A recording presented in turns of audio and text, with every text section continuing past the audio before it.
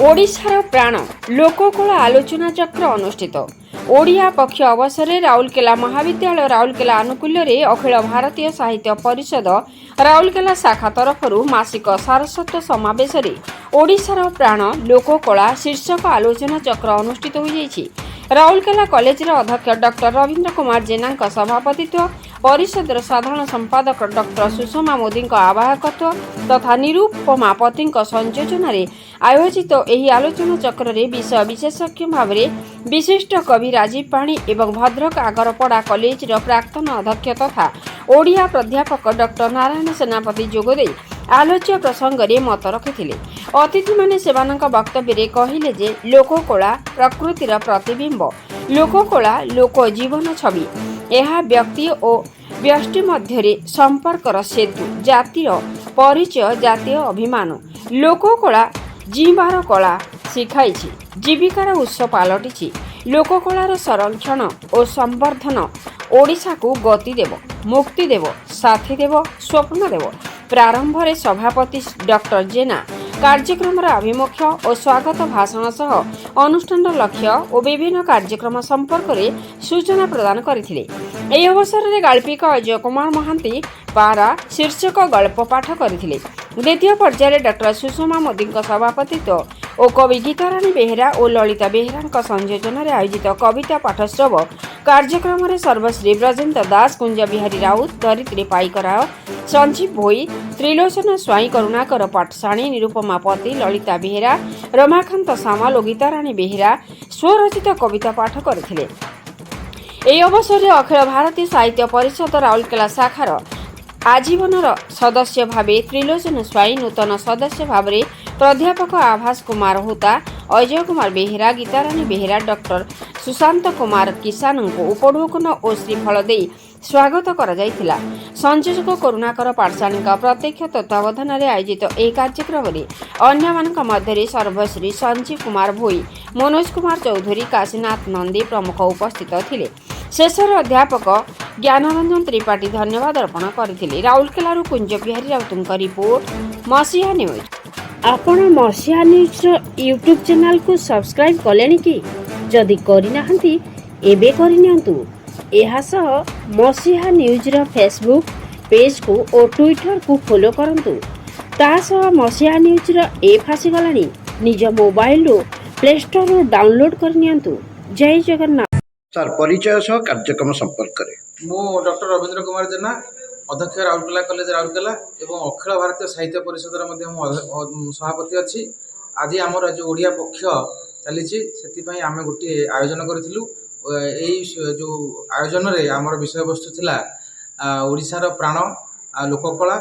एथिरे आमे बहुत मान्यगण्य व्यक्ति को डकैथिलु एवं श्रीजुक्त राजीव पाणी महोदय, श्रीजुक्त नारायण पति महोदय, आमर निरुपमा पति मैडम एवं करुणाकर पाठशाणी सर थिले। आमर government autonomous college Sushma Modi madam आसीथिले।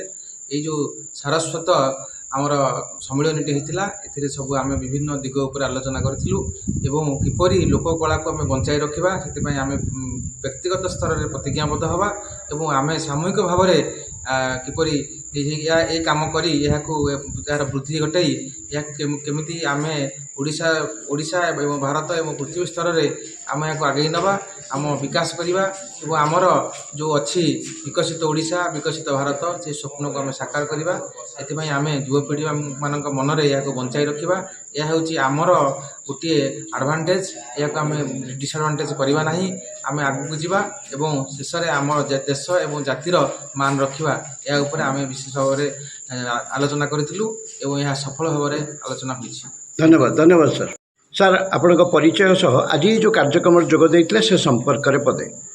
मु अवसर प्राप्त अध्यक्ष डॉक्टर नारायण सेनापति आज राउरकेला महाविद्यालय रे भारतीय साहित्य परिषद द्वारा आयोजित कार्यक्रम जार विषय वस्तु थिला ओडिशार प्राण लोककला। लोककला रुही आधुनिक विदग्ध कला सृष्टि होइछि एवं गोटे कलाकार जीवन केमिति विडंबित, किभଳି तार स्वप्न भंग हुए, किभଳି तार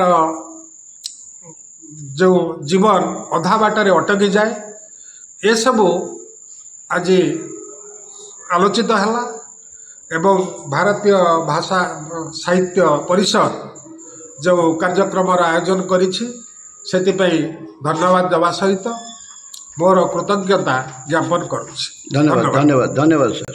ସମସ୍ତଙ୍କୁ ସାରସ୍ୱତ ନମସ୍କାର।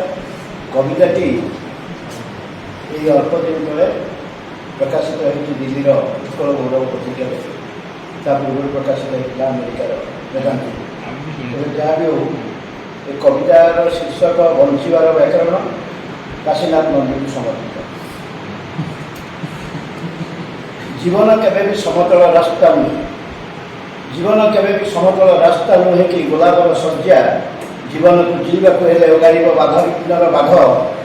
ରାତିରେ ଫୁଟିଥିବା ଫୁଲ, ରାତିରେ ଫୁଟିଥିବା ଫୁଲ ଜାଣିନଥାଏ ସେ ସକାଳ ପାଇଲେ ମନ୍ଦିରକୁ ଯିବ କି ମଶାଣି। ତଥାପି ସେ ସୁଗନ୍ଧ ବାଣ୍ଟି ଚାଲିଥାଏ ଏ ସମାଜରେ। ଏ ସଂସାରରେ ସବୁ ମଣିଷ ମରନ୍ତି, ମାତ୍ର ସବୁ ମଣିଷ ବଞ୍ଚିବା ଜାଣନ୍ତି ନାହିଁ। ଜୀବନ ଜିଇବାଟା ବଡ଼ କଥା ନୁହେଁ, ଠିକଣା ଢଙ୍ଗରେ ଜିଇବାଟା ବଡ଼ କଥା। ଗଣିତ କେବେ ଶିଖାଇନି, ଗଣିତ କେବେ ଶିଖାଇନି ଜୀବନରେ ସୁଖ କିପରି ଯୋଗ କରିବାକୁ ହୁଏ, ଦୁଃଖ କିପରି ବିୟୋଗ କରାଯାଏ। ତେବେ ଏତିକି ଶିଖାଇଛି ସବୁ ସମସ୍ୟାର ସମାଧାନ ଅଛି। ଜୀବନ ଅଛି ତ ସମସ୍ୟା ବି ଅଛି, ସମସ୍ୟା ଅଛି ତ ସମାଧାନ ବି ଅଛି। ସାହିତ୍ୟ କହିଛି ଜୀବନ ତୁମକୁ କାନ୍ଦିବା ପାଇଁ 100 କାରଣ ଦେଖାଇବ, ତାକୁ ତୁମେ ହସିବା ପାଇଁ 101 କାରଣ ଦେଖାଇ ପାରିଲେ ତୁମେ ଜିତିଯିବ। ପରାଜୟ ପାଇଁ ନୁହେଁ ଜନ୍ମ ମଣିଷର। ତେବେ ବନ୍ଧୁ ଆସ ଜୀବନ ସଙ୍ଗୀତ ଗାଇବା, ନ ହୋଇ ଅଧୀର। ସତରେ ଦୁର୍ମୂଲ୍ୟରେ ମାନବ ଜୀବନ ଏହା ହିଁ ହେଉଛି ବଞ୍ଚିବାର ବ୍ୟାକରଣ, ବଞ୍ଚିବାର ବ୍ୟାକରଣ। ନମସ୍କାର। 55 ମୁହଁରେ ପଡ଼ିଲା ଟର୍ଚ୍ଚ ଆଲୋକ। ସାଇକେଲରୁ ଏକା ଖେପାକେ ଓହ୍ଲାଇ ପଡ଼ିଲା ପଡ଼ିଲି। ଆରେ ଦାଦା ପଡ଼ିଯାଇଛନ୍ତି ରାସ୍ତା ଉପରେ, ଦାଦା ପଡ଼ିଯାଇଛନ୍ତି ରାସ୍ତା ଉପରେ। ହାତ ଭିତରୁ ଗୋଡ଼ ବାହାର କରିଦେଲା। ଯନ୍ତ୍ରଣାରେ ଅସ୍ତବ୍ୟସ୍ତ ହେଉଛନ୍ତି 55। ଆରେ ପଦନୀ ପାଣି ଟୋପା ମୋତେ ଦେ, ମୋର ଗଳା ଶୁଖିଯାଉଛି। ଆର୍ତ୍ତ ସ୍ୱରରେ କହିଲେ 55। ଟର୍ଚ୍ଚ ଆଲୁଅ ଟିପି ରଖି ବୋତଲରୁ ପାଣି ପିଆଇଲା ପଦନୀ। ଧୀରେ ଧୀରେ ଅତି ଯତ୍ନରେ 55ଙ୍କୁ ପଛ କେବେରେ ବସେଇ ତାଙ୍କ ଘରେ ଆଣି ଛାଡ଼ିଦେଲା। ମହାମଣ୍ଡଳକୁ ମୁଁ ଓହ୍ଲାଏ। ତୃପ୍ତ କରି ଜୀବନକୁ ଆଷାଢ଼ୀ ଛୁଆଁରେ ନୀଳ ନୀଳ ହାସ୍ୟମର ସଞ୍ଚରି ଯାଏ ଜଳ ଜମି ଜଙ୍ଗଲ ମନରେ। କୃଷାଙ୍ଗୀ ନଈର ଧାରେ, କୃଷାଙ୍ଗୀ ନଈର ଧାରେ ପ୍ରୀତିର ପ୍ଲାବନ ଆସେ। ଆଶାର କବିତା ଲେଖେ ଥୁଣ୍ଟା ଗଛ ହରିତ ରଙ୍ଗରେ।